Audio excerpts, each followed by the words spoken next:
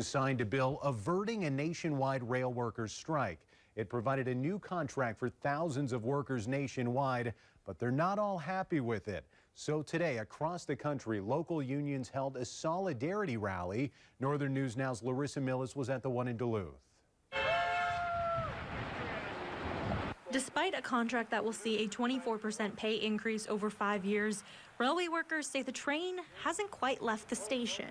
We're talking about our contract that was imposed on us by Congress. We're talking about what's good about it and what's lacking and what our options are. What's our next step, right? We did not get the 7 paid sick days that we were looking for. Nick Kadich is the Minnesota Legislative Director for SMART, a labor union that represents thousands of rail workers. Nationwide, SMART held rallies on Tuesday from Duluth to Minneapolis to the main one in Washington, D.C.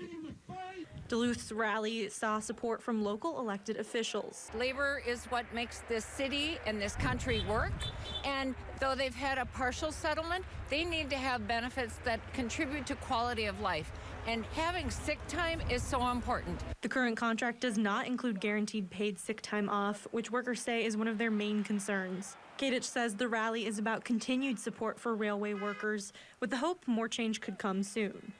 But I'm really, really proud of my members and the community and other labor unions who have come out to show their support for us. Just listening to all the horns honking on Garfield Avenue right now is really good for the heart. Railway workers hoping change is soon on the fast track. In Duluth, Larissa Millis, Northern News Now.